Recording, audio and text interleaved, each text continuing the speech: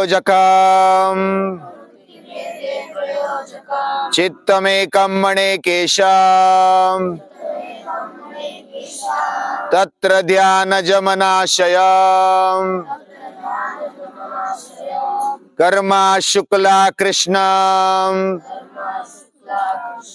योगिनस्त्रिविधमितरेषाम्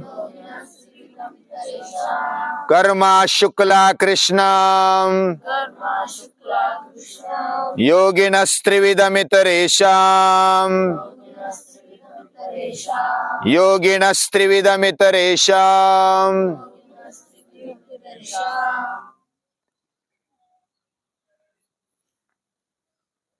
हर कोई व्यक्ति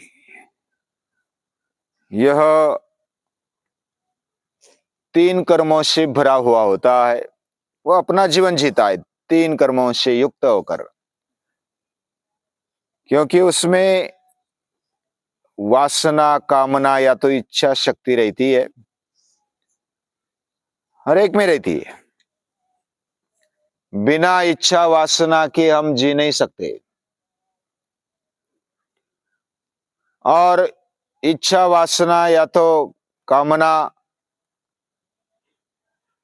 वह कर्म के लिए प्रेरित करती है, और उसके कारण कर्म कभी पुण्य कर्म होता है, कभी पाप कर्म होता है, कभी पाप पुण्य मिश्रित कर्म होता है। ये 3 कर्म के प्रकार हो गए। 3 कर्म ये हमें चिपकते हैं, क्योंकि वो वासना भरे है, इच्छा से भरे है, या तो कामना से भरे है। आसक्ति है उसमें, मुझे कुछ मिलेगा इस कारण हम कर्म करते हैं, या तो कुछ भौतिक चीजें मिलेगी तो उसके लिए चोरी चपाटी कर देते हैं, वो पाप कर्म हो जाता है। और कोई कोई अच्छा कर्म करते हैं तो पुण्य कर्म भी करते हैं। कोई ऐसे मिश्रित कर्म करते, कभी पाप कर्म करते, कभी पुण्य कर्म करते हैं, और कभी पाप पुण्य मिश्रित कर्म कर देते हैं। इस प्रकार 3 प्रकार के कर्म होते हैं। अगर उदाहरण देखेंगे तो एक राजा एक जेल में, कारागृह में चला गया मिलने के लिए, कैदियों को मिलने के लिए। पहले राजा वो जाते थे लोगों के पास, हर एक के पास जाते थे, तो जो क्राइम करने वाले, गुनाह करने वाले, उनके पास चले गए। पहले को पूछा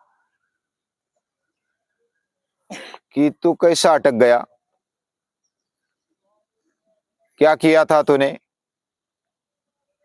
बोला कि मैं तो निर्दोष हूं, निष्पाप हूं, मैंने कुछ नहीं किया, फिर भी मुझे पकड़ लिया और इधर बंद करवा दिया। दूसरे के पास गए, दूसरे को वैसा ही पूछा कि तूने क्या किया? बोला कि मैंने भी कुछ नहीं किया, करने वाला दूसरा, और मेरे पक्ष में जो गवाही आनी चाहिए थी वो गलत हो गई, यानी जो साक्षीदार था, गवाही थी, वो गलत दे दी, इसलिए मैं पकड़ा गया, नहीं तो मैं बेगुनाह हूं। फिर तीसरे के पास गए राजा। तीसरा बोला कि मैं भी ऐसा ही पकड़ा गया, मैंने भी कुछ नहीं किया। फिर ऐसे बहुत सारे लाइन लगाए, वो सभी ने कहा कि हम तो बेगुनाह है, राजा जी कुछ करिए, हमें बिना कारण अटकाया है।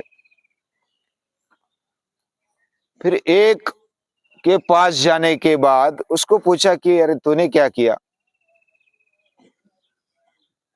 वो बोला कि मुझे बहुत भूख लगी थी, 2-3 दिन से भूखा था, और मेरे पास पैसे भी नहीं थे, अन्न भी नहीं था, और इसलिए मैंने पैसों की चोरी की और मैंने गुनाह किया, और इधर कम से कम खाने को तो मिल रहा है। गुनाह भी किया, उसकी सजा भी भोग रहा हूं। लगभग सभी ने बताया कि हमने कुछ गुनाह नहीं किया, और वो बोलता है कि मैंने किया। राजा सभी के सामने जेलर को बोलता है, जो कारागृह का मुखिया है ना, उसको बोलता है, ये जेलर साहब, ये सभी निष्पाप है, इन्होंने कोई गुनाह नहीं किया, लेकिन इसने गुनाह किया है, यही अकेला पापी है। तो इसको उठाओ और ले चलो बाहर।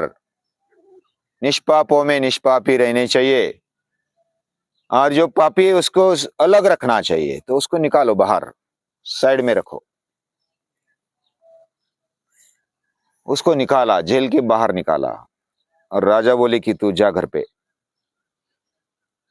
तेरी रोजी रोटी की व्यवस्था मैं करता हूं। यानी हम जितना प्रामाणिक रहेंगे उतना अच्छा कर्म करते, पुण्य कर्म करते। जो भी है हम प्रामाणिक रहे, और जब कुछ दंभ करते तो पाप करने लगते। प्रामाणिक रहते तो पाप भी करते, तो मेरे से हो गया। तो उसको भगवान उल्टा अपने पास लेता है, उसको मदद रूप होता है।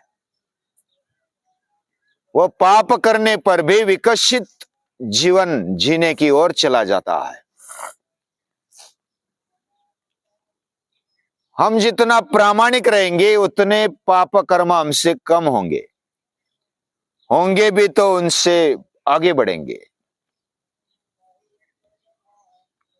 और कुछ अप्रामाणिक होते हैं, वह दंभ करते हैं। दंभ यानी बाहर से दिखाते कुछ और है, अंदर से कुछ और होते हैं। वो अप्रामाणिक है, उनका जीवन विकास रुक जाता है। वह इधर उधर कभी पाप कर्म करते, कभी पुण्य कर्म करते, इधर उधर के रास्ते ढूंढते हैं। लेकिन प्रामाणिकता ये सच्चा रास्ता है। हमारे जैसे सामान्य लोग हैं, उनके लिए महर्षि पतंजलि 3 कर्म बताते हैं। वो 3 कर्मों में अटक जाते हैं। जैसे पहले हमने विचार किया, एक पाप कर्म है, पुण्य कर्म है, और पाप पुण्य मिश्रित कर्म है। ऐसे 3 प्रकार के। पाप क्या होता है? तो वेद व्यास जी कहते हैं, पापाय परपीड़नम। हमारे कर्म से, हमारे वाणी से, हमारे व्यवहार से जो दूसरों को पीड़ा होती है, तो वो पाप कर्म है।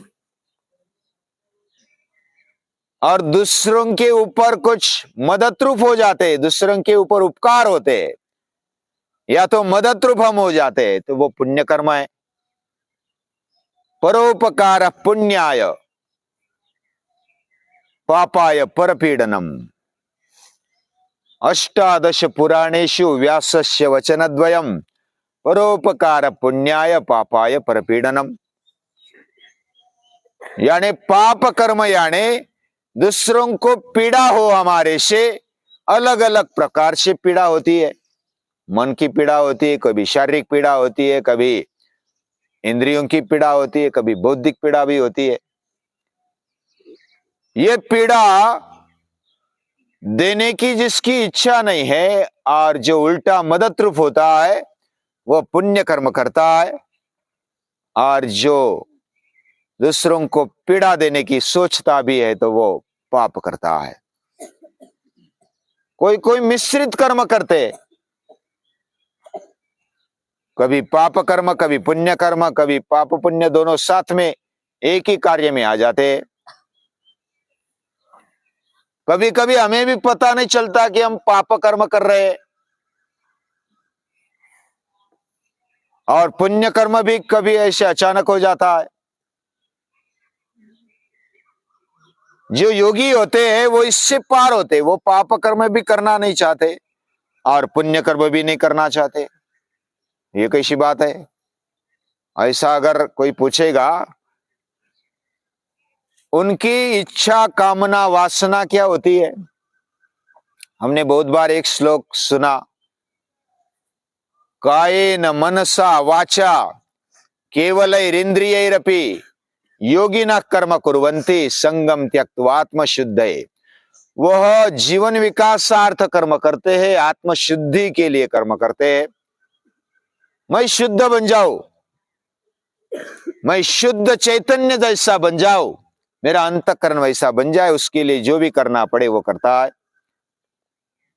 वो आत्मशुद्धि के लिए कर्म है, वो जीवन विकासार्थ कर्म है।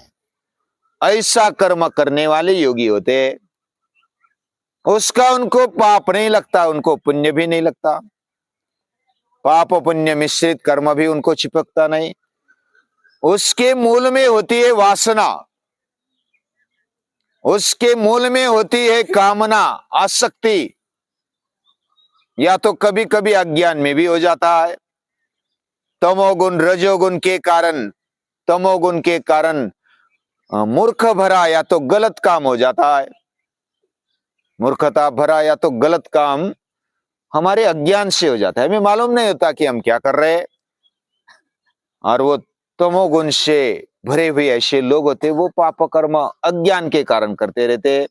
कभी नींद में करते, कभी आलस्य में करते, कभी अज्ञान में करते, कभी प्रमाद में कर देते। इससे क्या होता है? मैं ताकतवान हूं, बस धक्का लगाया, उसमें क्या हुआ? जाते जाते धक्का लग गया।